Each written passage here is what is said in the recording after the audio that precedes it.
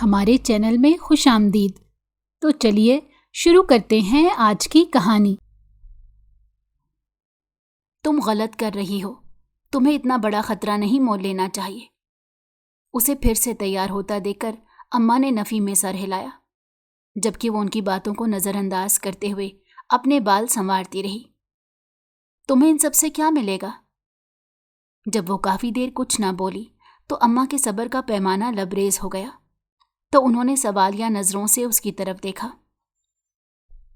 تو مجھے میرا حق مل جائے گا، اگر وہ نہیں ملا تو میں ان کو بھی برباد کر دوں گی۔ جو بھی ہے، یا تو وہ سب میں برابر تقسیم ہوگا یا کسی ایک کو بھی نہیں ملے گا۔ اس کا لہجہ خطرناک تھا اور اس کے انداز سے بہت درد کی بو آ رہی تھی۔ تمہیں معلوم ہے کہ وہ بہت طاقتور لوگ ہیں اور تمہیں وہاں سے کچھ نہیں ملے گا، کیونکہ اگر کچھ ملنا ہوتا تو وہ تمہاری ماں کو ہی مل جاتا۔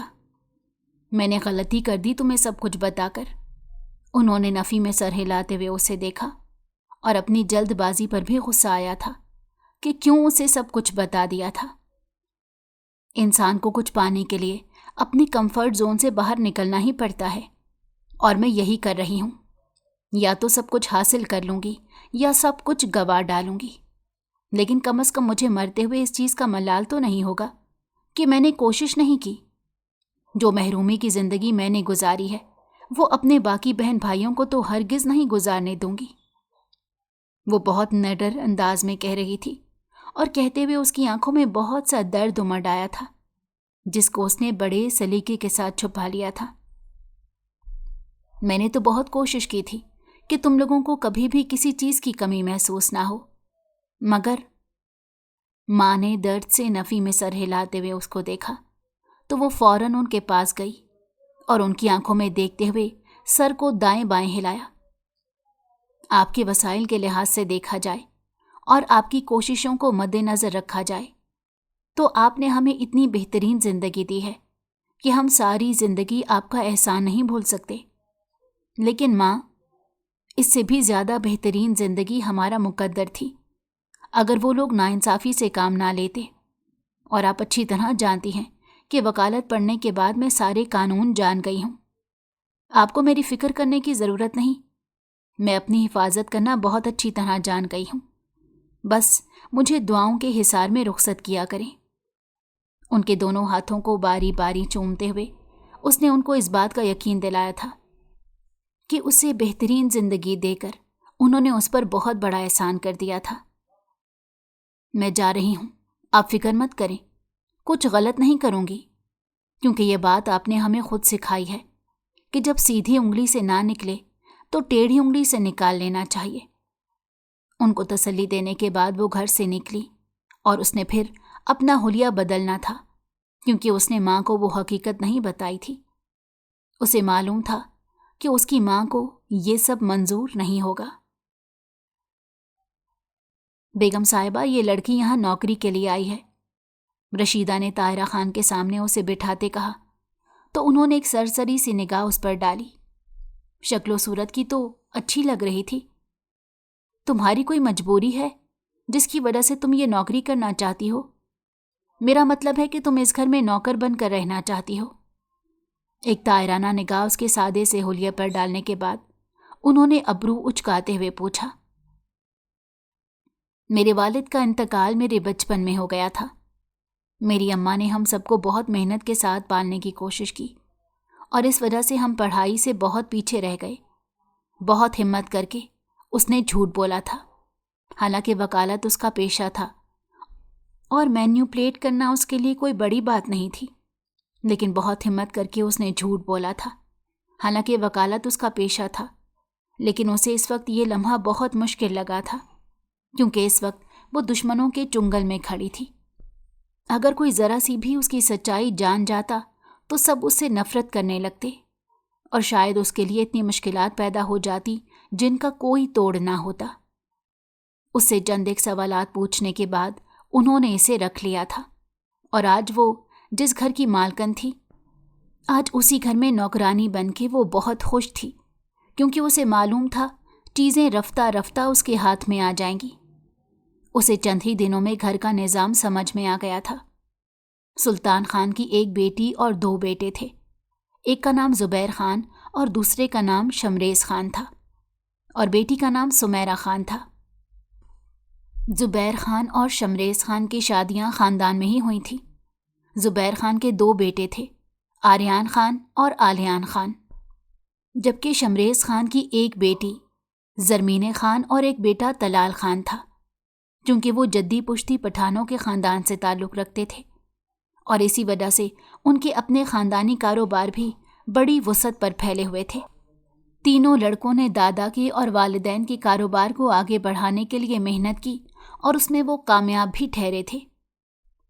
آریان خان ایک انتہائی مغرور اور بدتمیز قسم کا لڑکا تھا، جو کسی کو بھی خاطر میں نہیں لاتا تھا اور سب کو پاؤں کی جوتی کے برابر سمجھتا تھا، جبکہ اس کے مقابلے میں اس کا بھائی آلیان بہت اچھا انسان تھا، اور طلال خان بھی آلیان جیسا ہی تھا۔ آریان خان ان کے لیے بہت سی مشکلات بھی کھڑی کرتا رہتا تھا، کیونکہ اس کو کبھی بھی کوئی کام آسانی کے ساتھ سمجھ میں نہیں آتا تھا، اور خاندان کا پہلا پوتا ہونے کے ناطے دادا جان بھی اس کی رائے کو پہلے اہمیت دیتے تھے۔ یہ ایک بہت بڑی حویلی تھی جس میں سب لوگ رہتے تھے۔ ان کا آپسی تعلق بھی بہت اچھا تھا۔ شاید یہ بات سچ ہے کہ لڑائیاں اکثر پیسے کی قلت کی وجہ سے ہوتی ہیں، تو ان لوگوں کے گھر پیسے کی ریل پیل تھی، اور ساری حکومت مردوں کے ہاتھ میں تھی، تو اس وجہ سے عورتوں کے درمیان کسی قسم کا کوئی بھی کلیش نہیں آیا تھا۔ زرمینے کو بلا کر لاؤ۔ راستہ بیگم نے اسے دیکھتے ہوئے زرمینے کے کمرے کی طرف اشارہ کیا اور زرمینے کو بلا کر لانے کا کہا۔ اس نے زرمینے کے کمرے کا کچھ پتہ نہیں تھا، اسی لیے وہ اندازے سے سیڑھیاں چڑھتی ہوئی چلی گئی۔ پہلے کمرے کے دروازے پر دستک دی تو کوئی جواب نہیں آیا۔ زرمینے خان بھی آریان خان کی طرح کافی موڈی تھی، تو اسی وجہ سے اس نے یہی اندازہ لگایا کہ اس کا یہی کمرہ ہوگا، لیکن جب وہ کمرے میں گئی تو چونک گئی کہ آریان خان بیڈ پر بیٹھا ہوا لیپ ٹاپ گود میں رکھے کچھ کر رہا تھا۔ اوہ سوری، وہ ایک دم ڈر گئی اور پلٹنے لگی تھی کہ آریان خان نے اسے بلا لیا۔ 1 منٹ رکو۔ وہ ڈر گئی تھی، مگر رکتے ہوئے اس نے پلٹ کر سوالیہ نظروں سے اس کی طرف دیکھا۔ تم نے دروازے پر دستک دی اور میں نے اجازت نہیں دی تھی، تم کمرے میں کیسے آئی؟ میں اچھی طرح مانتا ہوں کہ تم جیسے جاہل لوگوں کو تمیز نہیں ہوتی اور ان کا بنیادی اخلاقیات کے ساتھ کوئی تعلق نہیں ہوتا، لیکن جب کسی کے کمرے کا دروازے پر دستک دی جائے اور وہ جب تک کمرے میں آنے کو نہ کہے تو جاہلوں کی طرح منہ اٹھا کر وہاں چلے نہیں جاتے۔ اس کے لفظ سے اس کے لیے توہین ٹپک رہی تھی، اور اس کا انداز اسے ذلیل کر دینے والا تھا۔ سو شرمین کا چہرہ اہانت سے سرخ ہو گیا تھا، لیکن وہ کچھ کر نہیں سکتی تھی۔ سوری، تمہاری تعلیم کیا ہے؟ آریان خان نے جس انداز میں پوچھا، تو اس نے سوچا کہ سوری کہہ کر میں غلطی کر چکی تھی، کیونکہ یہاں پر اس نے خود کو تعلیم یافتہ ظاہر نہیں کیا تھا۔ اس نے زبان دان تلے دبا لی۔ 5 جماعتیں پڑھی ہیں گاؤں کے اسکول سے۔ اس نے فوراً اپنے لہجے کو دیہاتی بناتے ہوئے اسے دیکھا۔ آریان خان کو اس کی بات پر یقین نہیں آیا تھا، کیونکہ یہ لڑکی اس سے بہت منفرد لگی تھی، ورنہ وہ تو اپنے دفتر کی کسی ذہین ترین لڑکی کی طرف بھی نہیں دیکھتا تھا اور اسے پکارتا تک نہیں تھا، لیکن پتہ نہیں کیوں اس لڑکی کو پکار بیٹھا تھا۔ شاید اسے اس لڑکی کی آنکھوں سے ٹپکتی ہوئی ذہانت چیخ چیخ کر بتا رہی تھی کہ وہ کوئی عام لڑکی نہیں تھی، لیکن پھر اس نے اس بات کو اپنا وہم گردانتے ہوئے اسے جانے کو کہہ دیا۔ زرمینے کو بلا کر وہ نیچے آئی تو سامنے بیٹھے ہوئے شخص کو دیکھ کر اسے لگا کہ وہ سانس نہیں لے پائے گی۔ شمریز خان اور دادا جان بیٹھے ہوئے تھے۔ ان دونوں سے اس کا بہت گہرا رشتہ تھا، اور ان دونوں نے اس کی زندگی بلکہ ان سب کی زندگی کو برباد کر دیا تھا، اور یہاں پر وہ اسے مطمئن بیٹھے تھے کہ جیسے ان کے نامہ اعمال میں نیکیوں کے سوا کچھ تھا ہی نہیں۔ اتنی دیر میں آریان خان بھی وہاں پر آ گیا، اور تبھی سلمہ بیگم نے اسے کپڑے استری کرنے کو کہہ دیا۔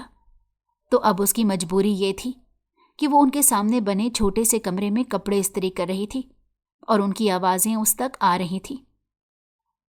اس کی آنکھوں سے छोटे छोटे आंसू गिर रहे थे जिनको वो गले में उतारती जा रही थी, क्योंकि यहाँ पर आकर वो ज़रा सा रोती तो उसे अपने रोने के बहुत से जवाब पेश करने पड़ते। तुम क्या कहते हो कि किस तरह हम इस स्कैंडल से पीछा छुड़ा सकते हैं? दादा जान पता नहीं किसकी बात कर रहे थे, और मुतजस्सिस फितरत ना होने के बावजूद भी उसने अपने कान वहां पर लगा लिए। उनकी बातों को सुनने की कोशिश करने लगी। दादा जान, मैं सोच रहा हूं हमें कुछ फंडिंग वगैरह का ऐलान कर देना चाहिए, क्योंकि इस सबसे हमारा तासुर बहुत अच्छा पड़ेगा और सबका ध्यान इस चीज़ से हट जाएगा।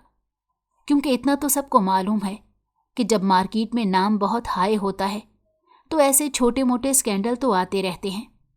वैसे भी आपको पता है कि सैलाब ज़दगान के लोग काफ़ी मुतासिर हो चुके हैं। हम तकरीबन 2 बिलियन पैसा देने का ऐलान करते हैं तो देखिएगा हर तरफ हमारी हाइप होगी। टांग पर टांग जमाए एक तिरछी नज़र से वो दरवाजे की ओर से नजर आती और कपड़े इस्त्री करते हुए शर्मीन को देखते हुए दादा जान को अपना मशवरा दे रहा था। ये बात तो तुम बिल्कुल ठीक कह रहे हो, लेकिन 2 बिलियन कुछ ज्यादा नहीं? शमरेज खान को इतने ज्यादा पैसे देने पर बहुत शदीद एतराज था। ओहो चाचू, कौन 2 बिलियन देगा? हम सिर्फ ऐलान करेंगे और बाद में थोड़े से पैसे देकर टरखा देंगे। ये गवर्नमेंट और बाकी जितने भी ऑर्गेनाइजेशन हैं जितना ऐलान करती हैं उसका मतलब ये हरगिज़ नहीं कि वो उतने ही पैसे उनको देती हैं। अवाम को नहीं मालूम पैसा कितना दिया जा रहा है, उनको मतलब सिर्फ उस चीज़ से है कि ऐलान कितना किया जा रहा है। हम यहाँ पर ऐलान करेंगे तो देखिएगा ट्रेंड में हर तरफ हम आ जाएंगे। वो उनकी साजिशी फितरत पर हैरान रह गई थी, क्योंकि बाकी सब भी अब उसकी बात से मुत्तफिक नजर आ रहे थे। हम पाई पाई को तरस रहे हैं और ये कैसे इतनी ज्यादा डोनेशन का कह रहे हैं।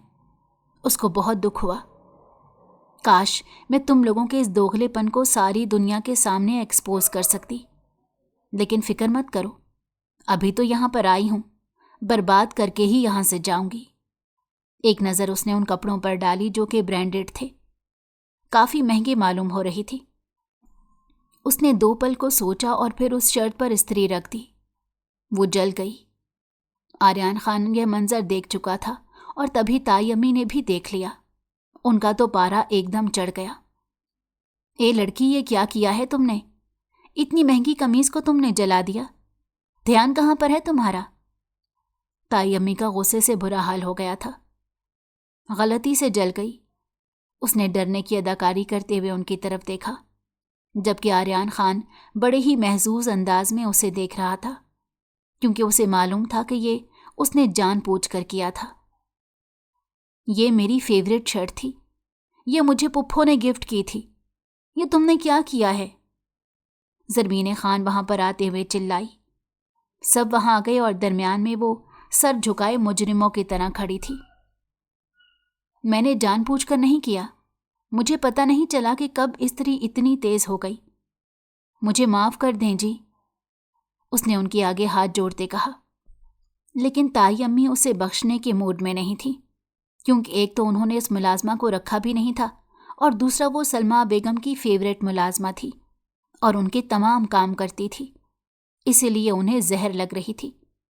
जबकि ताई अम्मा उसे बहुत डांट रही थी और सब मर्द तो वहां से चले गए, लेकिन आर्यन खान वहीं पर रुक गया, क्योंकि उन मर्दों को उन घरेलू खवातीन की सियासत में बोलने का कोई शौक नहीं था। इसलिए उन पर एक तासुब भरी निगाह डालते हुए सब वहां से चले गए। क्या हो गया ताई अम्मी? कोई बड़ी बात नहीं है, ज़रमीने को शर्ट मैं ला दूंगा, इंसान से गलती हो जाती है। एक नज़र उस पर डालने के बाद जिस तरह आर्यन खान ने ये बात मुकम्मल की तो सबने हैरानी से उसकी तरफ देखा था। वो बिल्कुल भी ऐसा नहीं था कि किसी को ज़रा सी भी फेवर देता, बल्कि वो तो दूसरों की जान हराम कर देता था। अगर कोई उसकी किसी भी चीज़ का ज़रा सा भी नुकसान कर देता तो। बात शर्ट की नहीं है आर्यन, बात लापरवाही की है। कल इसने इतना प्यारा डिनर सेट का एक बर्तन तोड़ दिया और आज ये सब करती फिर रही है। इसका शायद काम में ध्यान नहीं लग रहा। उसको बचाने के बिल्कुल भी मूड में नहीं थी, लेकिन किसी न किसी तरह आर्यन खान ने उसका ये काम आसान कर दिया। ताई अम्मी प्लीज़ बस कर दें, ये कोई बड़ी बात नहीं है कि अब हम ज़रा सी शर्ट के लिए अपने मयार को गिराएं। अगर बात पैसों की है तो वो मैं आपको दे दूंगा, लेकिन प्लीज़ मैं यहाँ पर काम कर रहा हूँ तो शोर मत करें। उसने जिस तरह तंबी देते हुए लहजे में कहा था तो ताई अम्मा के पास उसकी बात मानने के सिवा और कोई चारा बाकी नहीं बचा था। वैसे भी उन्होंने यही सोच रखा था कि आर्यान खान और ज़रमीने की वो शादी करवा देंगी, तो इसलिए उनको ये कड़वा घूंट भी भरना पड़ा। मैं तुम्हें आज सिर्फ आर्यान की वजह से माफ़ कर रही हूँ, लेकिन आइंदा अगर तुमने कोई ऐसी गलती की तो याद रखना यहाँ पर माफ़ी की गुंजाइश दोबारा तुम्हें नहीं मिलेगी, और मैं बग़ैर कोई और वार्निंग दिए तुम्हें इस घर से निकाल दूंगी। ताई अम्मी ने बात मानने के बाद उसकी तरफ ओसीली नज़रों से देखा। उसने भी सर को हिला दिया। सब चले गए मगर आर्यान खान कितनी ही देर से चुपती नज़रों से देखता रहा। क्या मसला है तुम्हारा मनहूस, क्यों घूर रहे हो मुझे? वो इसे ये तो ना कह सकी, लेकिन दिल शिद्दत से यही कह रहा था। फिर चंद लम्हों बाद उसने हिम्मत करके आर्यान खान की तरफ देखा तो वो सिर्फ इसे देख नहीं रहा था, वो गोया इसके अंदर झांक रहा था। तो पहली बार इसे डर लगा था, और ये डर लगा था कि अगर उसने शर्मीन की हकीकत जान ली तो क्या होगा। साहब जी, आपको कोई काम है? उसने डरते डरते उससे पूछा तो आर्यान खान ने नफ़ी में सर हिलाया। मुझे कोई काम नहीं है, लेकिन मुझे ये कबूल करना है कि तुम बहुत अच्छी अदाकारा हो। उसने जिस अंदाज में कहा तो शर्मीन ने बुरी तरह चौंक कर उसकी जानिब देखा। जी? उसका दिल जोर जोर से धड़क रहा था। Don't play this match smart, इतना कहकर वो वहां से चला गया, जबकि वो कितनी देर वहां देखती रही। कहीं उसे इल्म तो नहीं हो गया? इल्म कैसे होगा जब मैंने सारा खेल इतनी समझदारी के साथ खेला है, लेकिन अगर उसे इल्म हो गया तो मैं उसे ठिकाने लगा दूंगी, लेकिन इस बार मैं खुद को नहीं हारने दूंगी। सोचते हुए उसने नफ़ी में सर हिलाया और अपना काम करने लगी। घर में तालीम की मसरूफियात की वजह से माँ ने उसे कभी काम करने को नहीं कहा था, और यहाँ आकर वो तमाम काम कर रही थी, क्योंकि इंसान जिंदगी में बहुत से काम पहली बार करता है। क्या सोच रहे हो? उसके दोस्त और कज़न तलाल खाल ने उसकी तरफ देखते हुए पूछा, जो कि काफ़ी गहरी सोच में लग रहा था। कुछ नहीं। नफ़ी में सर हिलाने के बाद उसने मुस्कुराकर खुद को कंपोज किया। हालांकि वो इस वक्त शर्मीन के बारे में सोच रहा था, क्योंकि पिछले काफ़ी दिनों से वो नोटिस कर रहा था और कुछ गैर मामूली था जो उसकी समझ में बिल्कुल नहीं आ रहा था। लेकिन मैं देख रहा हूं तुम काफ़ी उलझे हुए लग रहे हो। अगर कोई परेशानी की बात है तो तुम बता सकते हो। हम एक दूसरे के मसले बचपन से सुलझाते आए हैं, तो बताओ। तलाल खान ने उसकी तरफ देखते हुए यकीन दिलाने की कोशिश की, तो आर्यान ने चंद लम्हे उसे देखा और फिर इस्बात में सर हिलाया।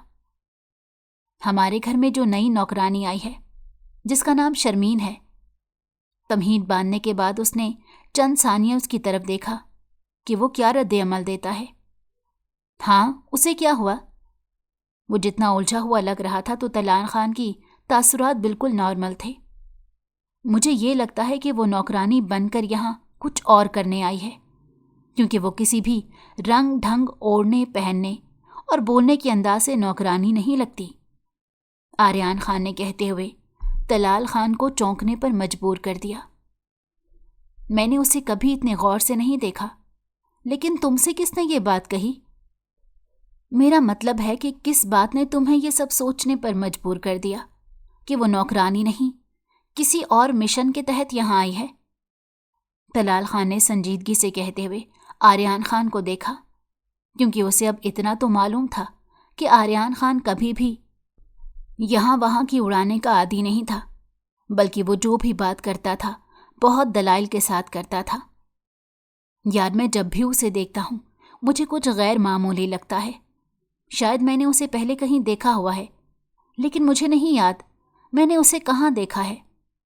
तुम उसको नोटिस करना, लेकिन बराए मेहरबानी ये बात खुद तक रखना। आर्यन खान के कहने पर उसने सर हिला दिया कि वो ऐसा ही करेगा।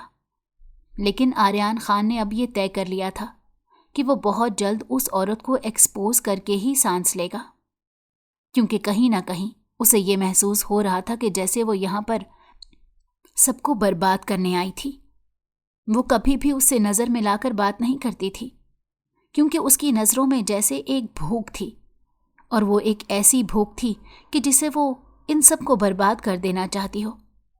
वो लोगों के चेहरे और आंखें पढ़ने का बहुत पुराना खिलाड़ी रहा था, तो इसीलिए भी उसे ऐसा महसूस हो रहा था। मुझे जल्द ही उसका कोई हल तलाश करना होगा, क्योंकि ये लड़की मुझे बहुत डिस्ट्रैक्ट करने लगी है। उसने तहिया करने के बाद अपना लैपटॉप खोल लिया और काम पर फोकस करने लगा। आर्यन खान क्लासिक म्यूजिक सुनने का बहुत पुराना आदी रह चुका था। अब भी वो कमरे में बैठा हुआ कानों में हेडफोन लगाए वो सुन रहा था। बाकी सब अपने अपने कामों में मसरूफ थे, और ये उसका मीन टाइम था जिसमें वो अकेला बैठकर अपना मनपसंद काम किया करता था। शर्मीन भी इस वक्त लॉन में बैठी हुई थी और इन सब के मुतल्लिक सोच रही थी, और आर्यन खान के बारे में उसने एक बात महसूस की थी कि उसकी बाकी घर वालों के साथ कोई ख़ास नहीं बनती, सिवाय तलाल के। वो किसी और के साथ इतनी अच्छी बात नहीं करता। अपनी राय वो इस अंदाज में देता था कि उसकी बात मानने के सिवा घर वालों के पास कोई और चारा नहीं बचता था। वो हद दर्जा मगरूर और बदतमीज़ था, जो किसी भी चीज़ का लिहाज नहीं रखता था। उसे कभी कभी वो बिल्कुल खुद के जैसा लगता था, कि जैसे वो अपनी बहुत सी बातों पर जब्त कर रहा हो, जैसे वो भी दुश्मनों के साथ रह रहा हो। उसकी नज़र माली पर गई, जो कि पौधों की तराश खराश कर रहा था, तो वो उसके पास चली गई और उससे बड़ी सी कैंची ले ली। आर्यन खान, जो किसी दोस्त की कॉल सुनने के लिए अपने कमरे से बाहर बालकनी में आया था, लॉन में उसको पौधों के साथ छेड़छाड़ करता देखकर वो परेशान हो गया, क्योंकि उसकी पौधों के साथ काफ़ी दोस्ती थी। गो कि वो उनका कोई ख़ास ख्याल नहीं रखता था, लेकिन उनका ख्याल रखने के लिए उसने एक माली रखा हुआ था, और उसे ये लॉन में लगे हुए पौधे बहुत ज़्यादा पसंद थे। इसी वजह से उसने अपनी बालकनी में भी बहुत से गमले रखे हुए थे। ये जिस भी चीज़ को हाथ लगाती है उसको बर्बाद कर रही है। ये ख्याल आते ही वो तेज़ी से कमरे में आया, अपनी शर्ट पहनी और नीचे चला गया। अब की बार तुमने कोई नुकसान किया तो याद रखना, मैं ताई अम्मा से कहकर तुम्हें एक लम्हे से पहले यहाँ से सस्पेंड करा दूंगा। वो जो सबसे कीमती पौधे की जड़ को काटने ही लगी थी कि अपने पीछे आर्यन खान की आवाज़ सुनकर उसके हाथ से कैंची गिर गई, और डरते हुए पलटकर उसे देखा। क्या मतलब? बहुत मुश्किल से खुद को कंपोज करते हुए, अपने डर पर काबू पाते हुए उसने आर्यन खान की तरफ सवालिया नज़रों से देखा, मगर जिस तरह वो देख रहा था तो इससे ज़्यादा देर के लिए नज़रें नहीं मिला सकी। मेरा मतलब ये है कि तुम जो बर्बाद करने आई हो, डायरेक्ट उस पर हमला करो, क्योंकि कभी एक कीमती चीज़ ख़राब करती हो और कभी दूसरी कीमती चीज़ ख़राब करती हो। पैंट की जेबों में हाथ डालकर उसके सामने खड़े आर्यन खान ने इस कदर मुंह फट अंदाज में कहा कि वो कितने ही सानिये बगैर कुछ कहे उसको देखती रही, गोया उसकी इस बात को समझने की कोशिश कर रही हो। मैं आपकी बात नहीं समझी। थोड़ी देर बाद उसने खुद को बड़ी मुश्किल के साथ कंपोज करने के बाद उसे देखा। देखो, मैंने बहुत वाज़ेह अंदाज में ये बात कही है कि तुम जो चीज़ बर्बाद करने आई हो, तुम सिर्फ उसी की तरफ जाओ। क्यों अपना भी वक्त ज़ाया कर रही हो और बाकी सबका भी? या तुम ये छोटी छोटी कीमती चीज़ें ख़राब करके, इनको नुकसान पहुंचा के हम लोगों को वार्न कर रही हो कि मोहतात हो जाएं तुमसे? आर्यन खान के अंदाज से वाज़ेह हो रहा था कि वो शायद उसकी हकीकत जान गया था, लेकिन वो इतनी जल्दी उसके हाथ में आने वाली नहीं थी। आपको मेरे मुतल्लिक कोई शदीद किस्म की गलत फहमी हो गई है, और गलत फहमियाँ अक्सर आपको बहुत बड़े बड़े नुकसान करवा देती हैं, तो बेहतर है कि आप इस गलत फहमी को दूर कर दें। बहुत हिम्मत का मुजाहरा करने के बाद उसने वो अल्फाज कह दिए और फिर अंदर जाने लगी थी जब आर्यन खान की आवाज़ ने उसे रोक लिया। मुझे क्यों लगता है कि हम दोनों एक ही कश्ती के मुसाफिर हैं। تم چاہو تو تم مجھے اپنا رازدار سمجھ سکتی ہو، کیونکہ اتنا تو میں جان گیا ہوں کہ تم نے یہ نوکرانی کی جاب صرف اسی لیے کی ہے تاکہ تم اس گھر میں گھس سکو۔ میری آفر کے بارے میں ضرور سوچنا، اگر تمہیں فائدہ نہ دے سکی تو نقصان بھی نہیں دے گی۔ اتنا کہہ کر وہ وہاں سے جانے لگا کہ سامنے سے زرمینیں آ گئی۔ تمہارا معیار کیا اتنا گر گیا ہے کہ اب تم گھر کے ملازموں کو بھی منہ لگانے لگو گے؟ طنزیہ انداز میں کہتے ہوئے اس نے آریان خان کو دیکھا تو آریان خان نے پلٹ کر اس کا دھواں دھواں ہوتا چہرہ دیکھا۔ ہو سکتا ہے کہ وہ اس گھر کی ملازمہ نہ ہو۔ اتنی بڑی بات کہہ دی تھی کہ وہ دونوں ہی چونک کر اسے دیکھنے لگے۔ کیا مطلب؟ زرمینے نے سوالیہ انداز میں اسے دیکھا، جبکہ شرمین کے دل کی دھڑکنیں تیز ہو رہی تھیں۔ میرا مطلب ہے کہ مجھے نہیں علم تھا کہ یہ یہاں پر گھر کی نوکرانی کی ملازمت پر آئی ہے۔ میں تو اسے ایسے ہی اس سے تعلیم وغیرہ پوچھنے آ گیا، کیونکہ ہمارے دفتر میں ایک صفائی والے کی ضرورت ہے۔ بات کو ٹالنے کو اس نے یہ الفاظ کہہ دیے، لیکن شرمین کا دل بری طرح ٹوٹ گیا تھا، جبکہ زرمینیں مطمئن ہو گئی۔ اس روز ان لوگوں کی پھپھو گھر پر آ گئی تو اسی لیے شرمین کو رات کے لیے روک لیا گیا تھا، کیونکہ اگر کوئی ضروری کام ہوتا تو اسے رات کے لیے روک لیا جاتا تھا، اور سب ملازموں میں سے صرف شرمین ہی تھی جو یہاں پر رک جاتی تھی۔ لیکن اسے کیا معلوم تھا کہ آج کی رات اس کے لیے کس قدر بڑی مصیبت لے کر آنے والی ہے۔ پھپھو چونکہ کافی عرصے بعد ان کے گھر آتی تھی، اسی لیے بہت محفل ہوتی تھی۔ دن کو بھی اچھا خاصا اہتمام کیا تھا، لیکن ان کی فلائٹ لیٹ ہو گئی تھی تو اسی لیے انہوں نے شرمین کو آج رات کے لیے یہاں پر ہی رکھ لیا تھا۔ اپنا خیال رکھنا بیٹا، مجھے تو فکر ہی رہے گی، تم زندگی میں پہلی بار گھر سے یوں باہر رہ رہی ہو۔ اماں نے کال پر فکر مندی کا اظہار کیا، جبکہ وہ بہت مطمئن نظر آ رہی تھی۔ اماں فکر مت کریں، میں اپنے ہی گھر پر ہوں، اس لیے آپ کو کسی بھی قسم کی کوئی ٹینشن لینے کی ضرورت نہیں۔ وہ ضرورت سے زیادہ پر اعتماد دکھائی دے رہی تھی، اور اماں کو بلا وجہ بہت ڈر لگتا تھا، لیکن انہوں نے کچھ نہیں کہا تھا۔ چند ایک نصیحتیں کرنے کے بعد انہوں نے کال کاٹ دی، لیکن یہ سچ تھا کہ کہیں نہ کہیں وہ مطمئن تھی کہ جو بھی تھا، حالات جیسے بھی تھے، مگر وہ اپنوں کے درمیان تھی۔ اس نے پھپھو کو دیکھا اور دل چاہا کہ بھاگ کر ان کے گلے لگ جائے، کہ وہ اس کا اپنا خون تھی اور اسے بالکل اپنے جیسی لگ رہی تھی۔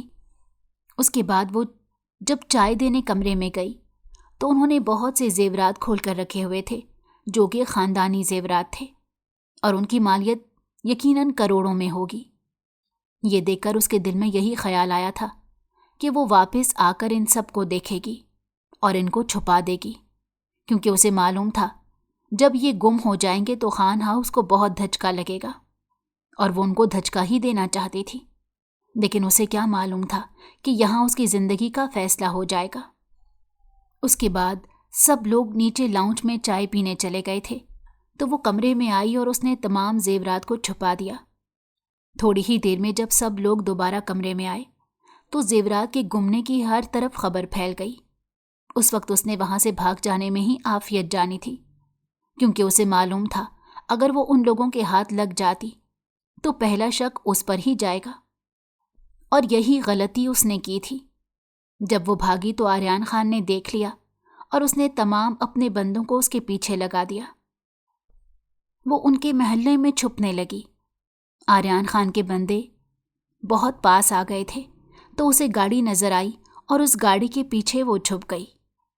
منہ پر ہاتھ رکھے وہ چیخ روکے گاڑی کے پیچھے چھپی تھی۔ آنسو خوف سے آنکھوں سے نکل رہے تھے۔ آریان خان کے آدمی اس کا پیچھا کرتے یہاں تک پہنچ گئے تھے۔ اچانک وہ گاڑی اس کے سامنے سے ہٹ گئی جس کے پیچھے وہ چھپی تھی۔ اس سے پہلے وہ بھاگتی آریان خان کے آدمی اسے پکڑ چکے تھے۔ کچھ وقت بعد اسے آریان خان کے سامنے پیش کیا گیا، جو سگریٹ کے کش لیتا کم عمر حسین نوکرانی کو دیکھنے لگا۔ مجھے جانے دیں، میں نے کچھ نہیں چرایا، وہ آریان خان کو دیکھتی خوف سے بولی۔ پھر بھاگی کیوں تھی؟ اس کی سزا تو ملے گی۔ یہ کہتے ہی آریان جیسے ہی شرمین کے قریب ہوا تو وہ بدک کر پیچھے ہٹی۔ ٹھیک ہے، میں سب سچ بتا دوں گی، لیکن آپ وعدہ کریں کہ وہ سچ ہم دونوں کے درمیان رہے گا۔ اسے آریان خان پر بالکل بھی یقین نہیں تھا، لیکن اس وقت اپنی عزت بچانے کے لیے اسے یہی حل سمجھ میں آیا تھا۔ بولو، میں سن رہا ہوں۔ سر کو ہلاتے ہوئے آریان خان نے اسے بولنے کی اجازت دی تو اس نے گہرا سانس لیا۔ وہ اسے سچ جاننا چاہتا تھا، اسی لیے اس نے یہ سب کیا تھا، کیونکہ بہت پہلے سے وہ یہ بات جان چکا تھا کہ نوکرانی کے روپ میں آنے والی یہاں پر ہرگز نوکرانی نہیں تھی۔ میں آپ کی کزن ہوں، خان فیملی کی بیٹی ہوں۔ آریان خان کو اپنے گرد دھماکے ہوتے ہوئے محسوس ہوئے۔ کیا؟ اس کے انداز سے لگ رہا تھا کہ وہ اس بات پر یقین کر چکا تھا، لیکن وہ شاکڈ تھا۔ جی، میں شمریز خان کی بیٹی ہوں۔ انہوں نے ماما سے شادی کی کیونکہ وہ ماما کو پسند کرتے تھے، لیکن آپ کے دادا جان جو بدقسمتی سے میرے بھی دادا جان ہیں، انہوں نے ان کو بلیک میل کیا۔ تب ہم 2 بہنیں تھیں اور ماما ابھی امید سے تھیں۔ دادا جان نے ان کو بلیک میل کیا اور ان کو چھوڑنے پر مجبور کر دیا، کیونکہ انہوں نے گن اپنی کن پٹی پر رکھ لی تھی اور کہا تھا کہ اگر وہ اسی وقت انہیں نہیں چھوڑیں گے تو وہ خود کو مار دیں گے۔ شاید ابا مجبور ہو گئے تھے یا کمزور ہو گئے تھے۔ ٹھیک کہا آپ نے، میں یہاں پر ان لوگوں کو برباد کرنے آئی تھی، لیکن میری ہمت ساتھ نہیں دے رہی، کیونکہ جو بھی ہے یہ ہمارا خون ہے، اور میں ایسا نہیں کر پا رہی کہ شاید میں اپنے باپ اور دادا کی طرح ظالم نہیں ہو پا رہی۔ میں نے جیولری نہیں چرائی تھی، بلکہ میں نے وہ وہاں سے چھپائی تھی، کیونکہ وہ بالکل سامنے پڑی تھی، اور مجھے یہ تھا کہ کوئی اور چرا کر نہ لے جائے، اسی لیے میں نے اس کو لاکر میں رکھ دیا۔ ہاں، میں خان ہاؤس کو برباد کرنا چاہتی ہوں، یہ جاننے کے بعد بے شک آپ مجھے مار دیں، لیکن ہم نے بہت اذیتوں والی زندگی گزاری ہے، کیونکہ ان کے دوسرے بھائی زبیر خان، جو کہ آپ کے والد محترم ہیں، انہوں نے میری خالہ سے نکاح کیا تھا، اور ان کے گھر بیٹا پیدا ہوا تو بیٹا لے کر خالہ کو چھوڑ کر چلے گئے۔ کچھ عرصے بعد انہوں نے یہ اطلاع دی کہ وہ وفات پا گیا ہے۔ میری خالہ اسی درد میں روز جیتی اور روز مرتی ہیں کہ ان کا بیٹا اس دنیا میں نہیں رہا، اور انہوں نے اس سے ملنے تک نہیں دیا۔ میں صرف یہاں پر اپنا بدلہ لینے نہیں آئی، میں اپنی خالہ کا بدلہ لینے آئی ہوں، اور شاید میں اپنے درد معاف کر دوں گی، لیکن میں اپنی خالہ کے درد نہیں معاف کروں گی۔ وہ روتے ہوئے کہہ رہی تھی، اور جب اس کو سب ساری بات بتا چکی تو آریان خان کو لگا کسی نے اس کے سر پر سارا آسمان ہی گرا دیا ہو۔ کیا نام تھا ان کے بیٹے کا؟ وہ بہت مشکل سے پوچھ پایا۔ آریان خان، اس نے بس اتنا ہی کہا، پھر جھٹکے سے اس کی طرف دیکھا کہ آج سے پہلے اسے اس کے نام کا خیال نہیں آیا تھا۔ دونوں بے یقینی سے ایک دوسرے کو دیکھ رہے تھے، اور پھر دونوں گرنے کے انداز میں صوفے پر بیٹھے۔ تم ربیہ خالہ کی بیٹی ہو؟ وہ بہت اذیت میں تھا، اور بڑی ہی مشکل سے وہ اتنا پوچھ پایا تو شرمین نے روتے ہوئے سر ہلایا۔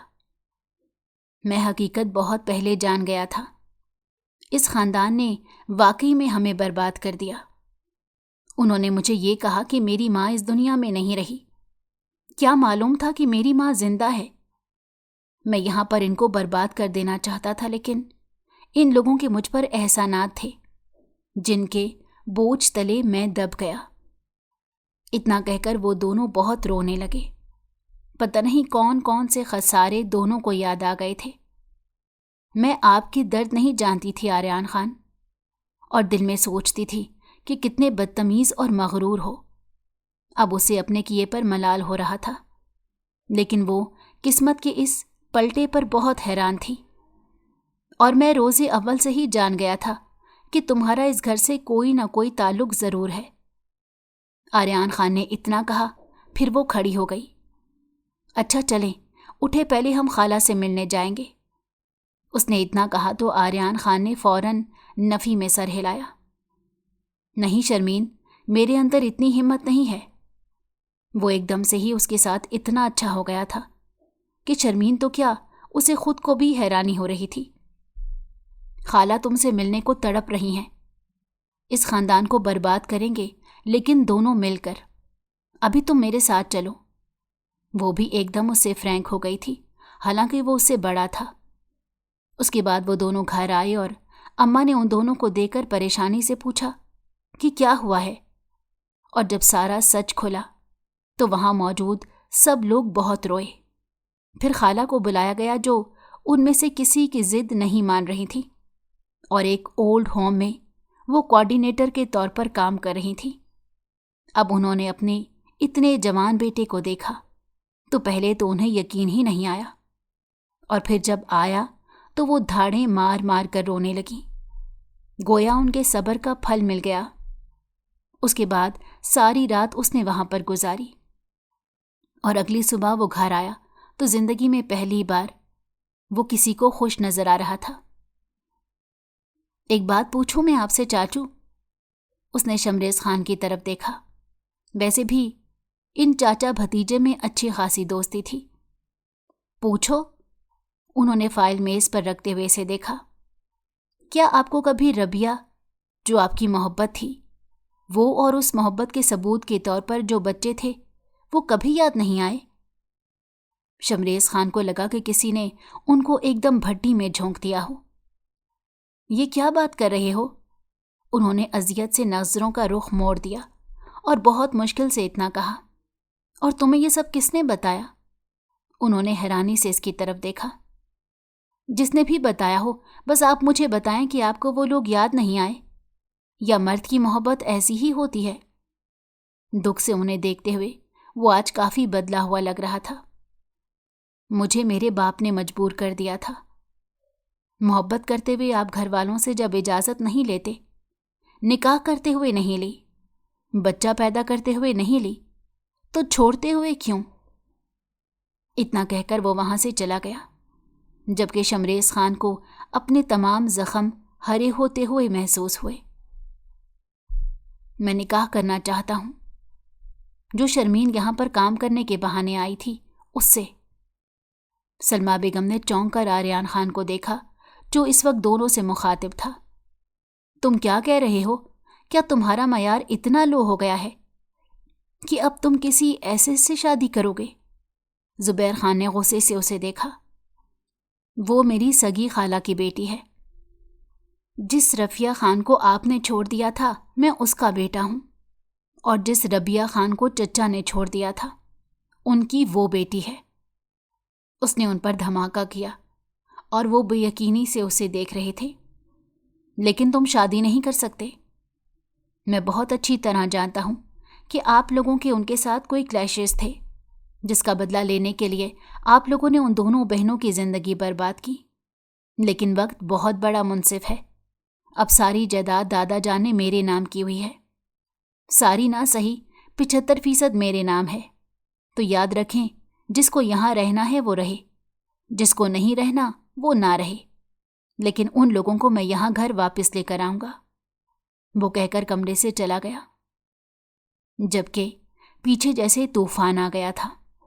جب سب کو علم ہوا تو کوئی اس بات کے لیے راضی نہیں تھا، لیکن شمریز خان خوش تھے۔ ابا جان، آپ نے پہلے ہی ہم پر بہت ظلم کیے ہیں، اب مزید ایسا مت کریں۔ میری بیٹی ہے وہ، اور ظاہر سی بات ہے کہ میں آریان خان کا ہی ساتھ دوں گا۔